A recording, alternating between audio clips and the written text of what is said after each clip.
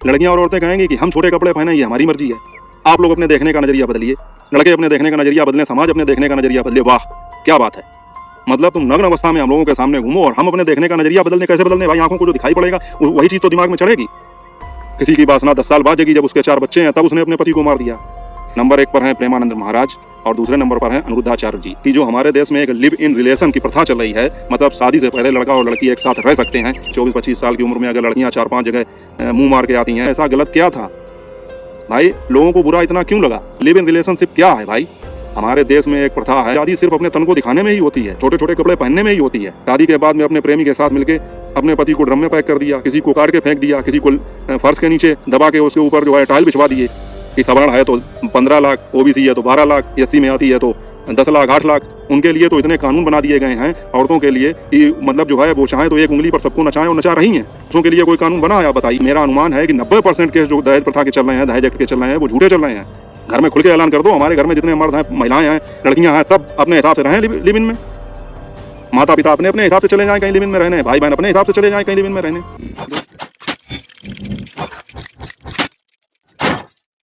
YouTube पर video देखने वाले मेरे सभी मित्रों को मेरा प्यार भरा नमस्कार। स्वागत है आप सबका मेरे एक और नए ब्लॉग में। मैं हूं अमित और आप देख रहे हैं आप सबका अपना YouTube channel Amit Sangeeta blog. और साथियों, आज फिर हाजिर हूँ एक नए मुद्दे, एक नए विषय के साथ। आज मैंने थोड़ा सा टॉपिक चेंज कर दिया है। जैसा कि मैंने आप लोगों को कल बताया था कि मैंने कुछ चीज़ें नोट करके रखी हुई हैं, कुछ विषय नोट करके रखे हुए हैं, तो उन पर भी बात करूंगा। तो आज उन्हीं में से एक विषय मैं लेकर आया हूं, जिस विषय पर मैं पिछले कुछ दिनों से वीडियो बनाने की सोच रहा था, लेकिन शिवानी के टॉपिक के कारण वो काम नहीं हो पा रहा था। तो साथियों, मैंने सोचा कि अभी कुछ समय के लिए शिवानी के टॉपिक को डिले कर देते हैं। मैंने कल जो वीडियो डाला था तो उस पर भी कुछ मुझे बात करनी है, मेरे कुछ मित्रों ने कमेंट किए हैं, तो उन पर भी मैं चर्चा करूंगा। कुछ चीज़ें ऐसी हैं जिस पर बात करना जरूरी है। लेकिन आज का जो विषय है बहुत ही गंभीर है, सामाजिक है, उसको जो है हमें बड़े ध्यान से देखने की जरूरत है और उस पर चर्चा करने की भी जरूरत है। और चर्चा तो इस समय उस मुद्दे की देश में हो ही रही है। जैसा कि आप लोगों ने टाइटल और थंबनेल देखकर अंदाजा लगा ही लिया होगा कि आज का वीडियो किस विषय पर होने वाला है। दोस्तों, इस समय देश में बहुत ज्यादा चर्चा चल रही है हमारे 2 धर्म गुरुओं को लेकर। नंबर 1 पर है प्रेमानंद महाराज और दूसरे नंबर पर है अनिरुद्धाचार्य जी। इन लोगों ने कुछ ऐसे बयान दिए थे जिसकी वजह से ये लोग काफ़ी चर्चा में आ गए और काफ़ी इनका विरोध हुआ और महिलाओं ने इनके खिलाफ मोर्चा खोल दिया और बहुत सारे न्यूज़ चैनल वाले इनके खिलाफ उल्टे सीधे जो हैं वीडियो चलाने लगे, काफ़ी इनकी निंदा करने लगे। तो इन लोगों ने जो बयान दिया था, उस बयान को जो है ये कहा जा रहा है कि वो समाज के हित में नहीं है। आप देखिए, उस बयान को काफ़ी लोगों ने सुना होगा, लगभग सभी लोग जानते हैं, उसकी चर्चा भी मैं यहाँ करूँगा। तो हमारे इन 2 जो धर्म गुरु हैं, इनके द्वारा दिए गए बयानों को जो है मीडिया ने भी काफ़ी उछाला। तो साथियों, मैं आप लोगों को बता दूं कि इन लोगों ने क्या कहा था। प्रेमानंद महाराज जो हमारे वृंदावन में रहते हैं, बहुत ही प्रकांड विद्वान मैं मानता हूं उनको, और बड़ी बड़ी हस्तियां उनके यहाँ आकर हाजिरी लगाती हैं, मतलब मिलने जाती हैं, और वो काफ़ी अच्छे प्रवचन करते हैं। वो किसी प्रकार का धंधा नहीं करते हैं और किसी भी प्रकार की, मतलब उन्होंने खुद कह रखा है कि मैं कोई चमत्कार नहीं करता हूँ। अगर चमत्कार की उम्मीद से आप हमारे पास आते हैं तो बिल्कुल मत आइए। मैं यहाँ पर लोगों को सही चीज़ें, सही मतलब जानकारी देने के लिए बैठा हूँ, धर्म का प्रचार करने के लिए बैठा हूँ। लोगों के अंदर सत्संग का भाव जगे, लोगों के अंदर मतलब जो है धर्म के प्रति आस्था बढ़े, इसलिए यहाँ पर बैठा हूँ। किसी भी प्रकार का वो जो है वहाँ पर नाटक नहीं करते हैं, किसी भी प्रकार का ढोंग धतूरा नहीं करते हैं, कोई चमत्कार नहीं करते हैं। और सबसे बड़ा चमत्कार ये है, पिछले काफ़ी वर्षों से दोनों किडनियाँ उनकी खराब हैं, लेकिन फिर भी वो आज पूरी तरह स्वस्थ दिखाई पड़ते हैं। तो सबसे बड़ा चमत्कार तो यही है। हालांकि मैं इन चमत्कारों के विषय में चर्चा नहीं करूंगा, उन्होंने जो कहा है उस बयान की चर्चा करूंगा। उन्होंने ये कहा है कि जो हमारे देश में एक लिव इन रिलेशन की प्रथा चल रही है, मतलब शादी से पहले लड़का और लड़की एक साथ रह सकते हैं, इसकी जो प्रथा चली है, इसको उन्होंने नरक का खजाना बताया, मतलब नरक का द्वार बताया। और उसके बाद में ये कहा है कि लिव इन रिलेशन में रहने वाले, चाहे लड़का हो चाहे लड़की हो, वो दोनों लोग जो हैं मतलब पवित्र नहीं हो सकते हैं। कैसे पवित्र हो सकते हैं? तो मतलब उनका क्लियर बयान तो मुझे याद नहीं आ रहा है, लेकिन उनका जो सार था, जो भाव था, वो मैं आपको बता रहा हूँ। और इसी प्रकार से अनिरुद्धाचार्य ने भी कुछ बयान दिया। उन्होंने कहा कि 24-25 साल की उम्र में अगर लड़कियाँ 4-5 जगह मुंह मार के आती हैं, लड़कियाँ और लड़के, उन्होंने दोनों के लिए ही कहा, तो वो पवित्र नहीं हो सकते हैं। तो इसमें जो है लोगों को बहुत बुराई लग गई, बहुत ज़्यादा उनकी निंदा हुई, औरतों ने उनके खिलाफ मोर्चा खोल दिया। मेरी तो ये समझ में नहीं आ रहा है कि आखिर इस बयान में ऐसा गलत क्या था भाई? लोगों को बुरा इतना क्यों लगा? उन्होंने यही तो कहा है कि 24-25 साल की उम्र तक अगर कोई लड़का या कोई लड़की 4-5 लोगों के साथ में संबंध रखे, बताइए आप लोग, उसको पवित्र कैसे कहा जा सकता है? और ये लिव इन रिलेशनशिप क्या है भाई? हमारे देश में एक प्रथा है, हम हिंदू धर्म को फॉलो करते हैं, हम लोग सनातनी हैं, हमारे यहाँ स्त्रियों का इतना मान सम्मान होता है। तो इसमें जो है ये लिव इन रिलेशन की जो प्रथा चल रही है, क्या है? ये पश्चिमी देशों का जो है फैलाया हुआ कहना चाहिए एक नारकी जिंदगी का जाल है और कुछ नहीं है। वहाँ को देखकर हम लोग अपनी सभ्यता, अपनी संस्कृति सब भूलते जा रहे हैं। अब औरतों ने उनके खिलाफ मोर्चा खोल दिया कि नहीं आपने कैसे कह दिया, आपने ये बात कैसे कह दी, तो उसमें गलत क्या कह दिया भाई। जिन लोगों को लिव इन में रहना पसंद है वो सबसे पहले अपने घर पर ये चीज़ लागू करें। जिन आदमियों को, जिन औरतों को ये पसंद है वो अपने बेटे बेटियों, लड़के लड़कियों, इन लोगों को लिव इन में रहने के लिए बोलें, शादी ना करें उनकी। तो इसमें क्या बुराई हो गई भाई। मतलब उन्होंने तो सही बात ही बताई। वो एक खुशबू करके कोई है, मुझे याद नहीं आ रहा है उनका नाम, पता नहीं कौन है वो, उसने जो है उनके खिलाफ मोर्चा खोल दिया। मतलब औरतों को आज़ादी चाहिए भाई, किस बात की आज़ादी चाहिए और किस जगह से तुम लोग गुलाम हो, ये बताओ। मैं सभी लड़के लड़कियों, औरतों, महिलाओं जो भी वीडियो देख रहे हैं, आप लोग कमेंट करके बताएं कि भाई आजकल अपने देश में औरतें या लड़कियां किस जगह से गुलाम हैं, किस बात की आज़ादी नहीं है। क्या आज़ादी सिर्फ अपने तन को दिखाने में ही होती है, छोटे छोटे कपड़े पहनने में ही होती है? भाई समस्या इस बात की है कि जो चीज़ें हम दूसरों के लिए सोचते हैं वो कभी अपने घर पर भी लागू करके देखें। जो महिला संगठन आज उनका विरोध कर रहे हैं, ये कह रहे हैं कि ये पाखंडी हैं, भाई किस बात से पाखंडी हैं? अगर हम अपने बच्चों को ये सिखाते हैं कि बेटा सच बोलना चाहिए, कभी किसी को दुख पहुंचाना नहीं चाहिए, मतलब कहने का ये है अगर हम उनको सही की शिक्षा दे रहे हैं तो उनको गलत का ज्ञान कौन देगा? उन्हें कौन ये बातें बताएगा कि ये चीज़ें गलत हैं? और अगर ये चीज़ें हमारे गुरुओं ने बताई, धर्म गुरुओं ने बताई, तो हम लोग खुद ही उनका विरोध करने लगे। मेरी नज़र में तो सबसे ज़्यादा अपने धर्म के विरोधी हम खुद हैं। जो औरतें इस बात का विरोध कर रही हैं, अनिरुद्धाचार्य और प्रेमानंद महाराज को दोषी बता रही हैं, उनसे कह रही हैं माफ़ी मांगो, मैं उनसे पूछना चाहता हूँ तुम्हारी जुबान पर तब क्या ताले पड़ गए थे जब अभी तमाम ये खबरें निकल के आ रही हैं कि शादी के बाद में अपने प्रेमी के साथ मिलके अपने पति को ड्रम में पैक कर दिया, किसी को काट के फेंक दिया, किसी को फर्श के नीचे दबा के उसके ऊपर जो है टाइल बिछवा दिए। तब तुम लोगों का ज्ञान कहाँ गया? तब महिला मोर्चा कहाँ था? प्रेमानंद महाराज और अनिरुद्धाचार्य ने सबको नहीं कहा, उन्होंने केवल यही कहा है कि जो भी लड़के लड़कियां इस दुर्व्यसन में शामिल हैं, लिव इन जैसे घातक और समाज को गंदा करने वाले जो प्रथा है उसमें शामिल हैं, उनके लिए ये बात कही है, सबके लिए तो नहीं कही। और मेरे हिसाब से तो बुरा उसी को लगता है जो उस चीज़ में शामिल होता है, क्योंकि उसके दोषों को जब उजागर करते हैं हम लोग तो उसको फिर मिर्चें लगती हैं। भाई भगवान नारायण जो राम और कृष्ण दोनों के अवतार में जिन्होंने धरती पर जन्म लिया, उन्होंने भी जो है जब गलत था, अन्याय था, तो सबसे पहले उन्होंने स्त्रियों का ही वध किया, भले ही वो राक्षसी रूप में थी। भगवान राम ने ताड़का का और भगवान कृष्ण ने पूतना का वध किया। तो जो गलत है तो वो गलत है। और आजकल हमारे समाज में अगर महिलाओं को हम इतना मान सम्मान देते हैं, इज्जत देते हैं, तो उन महिलाओं को देते हैं जो उनके काबिल हैं, जो अपने प्रेमी के साथ मिलकर अपने पति को मार दें शादी के 15 दिन बाद, या शादी के 10 साल 20 साल बाद अपने बच्चों को छोड़ के दूसरे के साथ भाग जाएं, तो वो क्या किसी ताड़का और पूतना से कम है?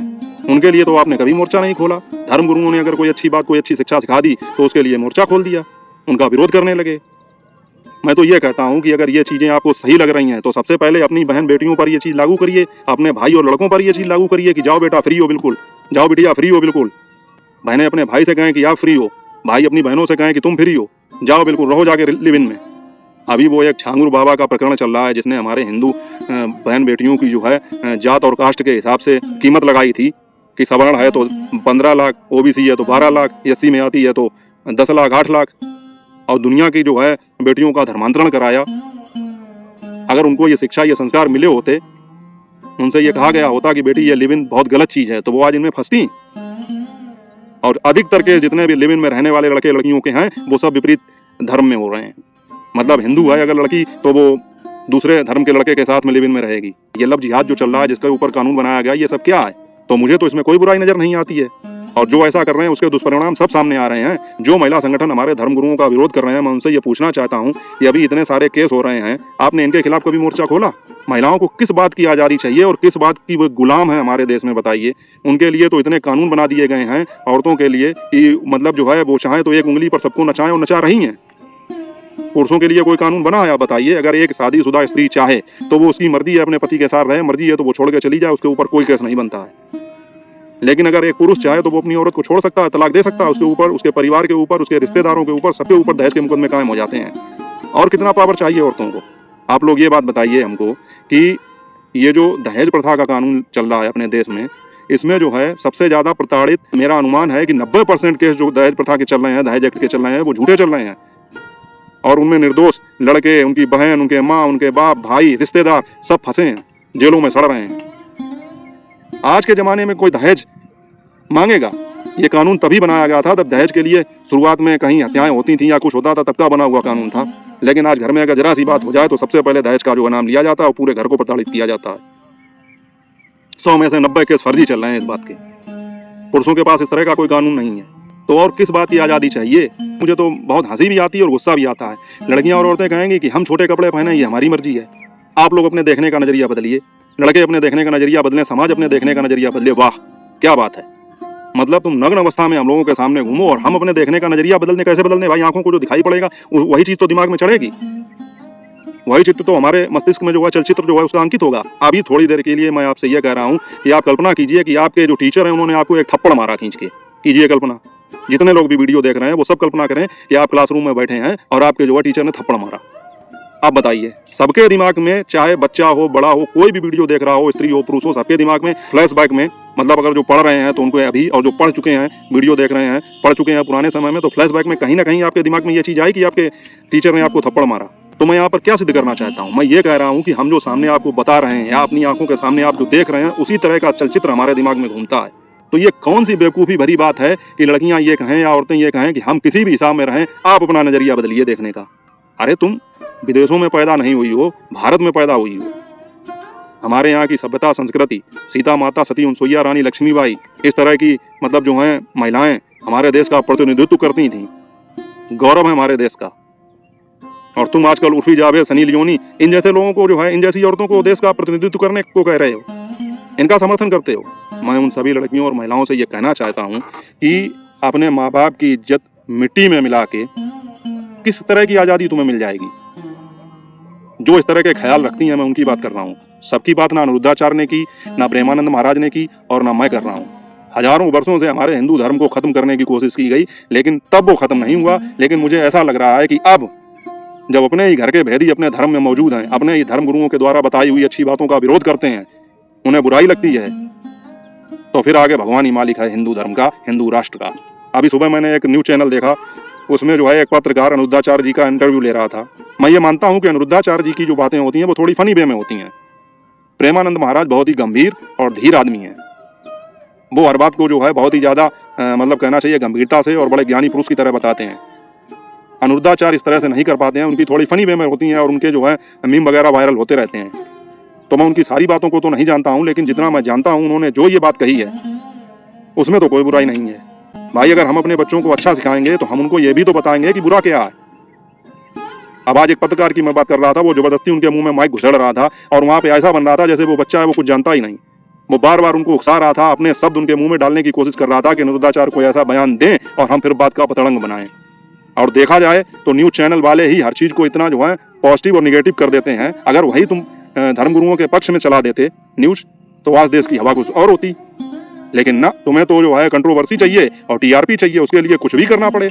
अब वो जो पत्रकार था वो उनसे ये कह रहा था कि आपने जो बयान दिया है कि लड़कियां 24-25 साल की उम्र में लड़के और लड़कियां इधर उधर जो मुंह मारते हैं तो वो पवित्र नहीं रहते। तो अनिरुद्धाचार्य ने अपने हिसाब से जैसा वो जवाब देते हैं, उन्होंने कहा कि आपकी बहन अगर 4-5 जगह मुंह मार के आए तो आप उसको पवित्र समझेंगे? तो पत्रकार का मुंह देखने के लायक हो गया। अब बोला हम तो कुछ जानते नहीं है, हम तो बच्चे हैं, आप बताइए, आप धर्मगुरु हैं। तो वो बता तो रहे हैं। उसके बाद में उनसे कह रहा है कि मतलब आपका कहना ये है कि लड़के हों चाहे लड़कियां हों, अगर वो लिव इन में रहते हैं 4 लोगों के साथ में तो वो फिर पवित्र नहीं रहेंगे। तो अनिरुद्धाचार्य ने कहा आप बताइए, आप मानते हैं इस बात को पवित्र हैं वो? कि वो हम कुछ नहीं जानते, आप ही बताइए। अरे इतना पागल आदमी उनके मुंह में जबरदस्ती माइक घुसेड़े दे रहा है। अरे वो क्या बताएंगे, मैं बता रहा हूँ। भाई शादी से पहले अगर 4 जगह तुम 4 लोगों के साथ लिव इन में रहोगे तो तुम कैसे पवित्र रहोगे? हमारे देश में कुछ प्रथाएं हैं, हमारा देश कानून और संविधान से चलता है। हाँ, कानून और संविधान की जब बात आई है तो वो ये कह रहा था पत्रकार अनिरुद्धाचार्य से कि इसका मतलब आप जो है ये कह रहे हैं कि लिव इन में रहना गलत है, तो लड़के अगर अपने मन का कर रहे हैं, लड़कियां अगर अपने मन का कर रही हैं, तो तीसरे आप कौन होते हैं उनके काम में दखल देने वाले? बताइए, कितना बेवकूफ़ी भरा सवाल। अब मैं उस पत्रकार से ये बात पूछना चाहूँगा और आप सभी लोगों से पूछना चाहूँगा कि फिर हमारे समाज में जब कोई बात होती है तो हम लोग संविधान और कानून का जो है वो देते हैं, कहते हैं कि हमारे देश में संविधान है, कानून है, इसी से देश चलता है। तो इस तरह से तो फिर आदमी निरंकुश हो जाएगा, हर आदमी। भाई सब एक दूसरे से लड़ेंगे और पुलिस वाले जब आएंगे तो उनसे कहेंगे मैं इनसे लड़ रहा हूँ, ये हमसे लड़ रहे हैं, हम इन्हें मार रहे हैं, ये हमें मार रहे हैं। तुम बीच में दखल देने वाले कौन होते हो? इस देश को प्रधानमंत्री मोदी चला रहे हैं, इस प्रदेश को योगी आदित्यनाथ चला रहे हैं। अगर कोई भी वाद विवाद कहीं पर कुछ भी होता है तो हर आदमी ये कहेगा कि तुम तीसरे कौन होते हो दखल देने वाले? योगी से भी यही बात कही जाएगी, मोदी से भी यही बात कही जाएगी।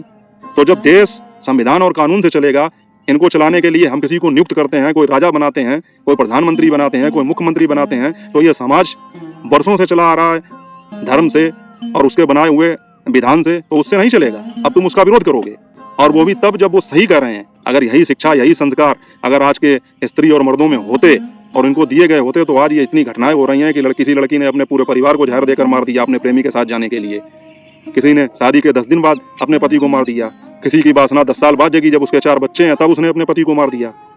कहीं पर कोई लड़का जो है अभी हमने 3-4 दिन पहले देखा था, उसने अपने सगे भाई वो सगी बहन माँ बाप को काट डाला जमीन के लिए। तो ये सब चीजें क्या हैं? ये सब संस्कारों की कमी ही तो है। तो आप लोगों में से कौन इस बात से सहमत है, मेरी बात से, प्रेमानंद महाराज की बात से, अनिरुद्धाचार्य जी की बात से, कि लिव इन इस देश का सबसे घातक रोग है? अगर उन्होंने आपको जो है अच्छी बातें बताई, अच्छी शिक्षा दी, नरक से निकलने के उपाय बताए तो वो गलत हो गए। अब भी इस देश में अगर कोई निर्भया जैसा कांड होता है या किसी बहन बेटी के साथ अत्याचार होता है तो पुरुष हर मामले में आगे आते हैं, मार्च निकालते हैं, पूरे देश में बवाल हो जाता है। और अभी इतने सारे पुरुष काटे मारे जा रहे हैं औरतों के द्वारा, उनके लिए कोई महिला मोर्चा आगे आया? किसी ने कोई कहीं पे कैंडल मार्च भी निकाला? बात ऐसी ही लड़के और लड़कियों की हो रही है, सबकी नहीं हो रही है। जो सही है वो सही है और जो सही होगा उसको बुरा भी नहीं लगेगा। और मैं तो ये कहता हूं कि जो भी इस लिव इन रिलेशनशिप का समर्थक है वो सबसे पहले अपने घर में ट्राई करे, फिर उसको जो है समाज के बंधनों से, शादी से, ब्याह से, इन सब चीजों से क्या मतलब है? घर में खुल के ऐलान कर दो, हमारे घर में जितने मर्द हैं, महिलाएं हैं, लड़कियां हैं, सब अपने हिसाब से रहें लिव इन में। माता पिता अपने अपने हिसाब से चले जाएं कहीं लिव इन में रहने, भाई बहन अपने हिसाब से चले जाएं कहीं लिव इन में रहने। जो चीज की उम्मीद हम दूसरों से करते हैं वो चीजें अपने ऊपर भी लागू करके देखनी चाहिए। तो मैं तो ये मानता हूं कि अनिरुद्धाचार्य जी ने, प्रेमानंद महाराज ने जो भी बयान दिए वो गलत नहीं है, और मुझे इस बात की खुशी है कि उन्होंने अपने बयान पर कोई माफी नहीं मांगी और स्पष्ट रूप से मना कर दिया। उनके इस बवाल के बाद में प्रेमानंद महाराज के भी बयान आए, अनिरुद्धाचार्य जी के भी बयान आए, तो उन्होंने अपनी अपनी बात अपने अपने हिसाब से कही और मुझे उनकी बातों में कोई बुराई नजर नहीं आई, कुछ भी गलत नहीं है। ये हमारे देश को जो है माहौल खराब करने की कोशिश हो रही है। पश्चिमी संस्कृति हमारे देश में बुरी तरह से आजकल के युवक और युवतियों में घुस चुकी है। नशे में, मोबाइल की ये जो चल रहे हैं आजकल के सीरियल, और ये जिसपे अभी देखो 25 चैनल पर जो है सरकार ने पाबंदी लगाई, लेकिन इससे क्या होगा?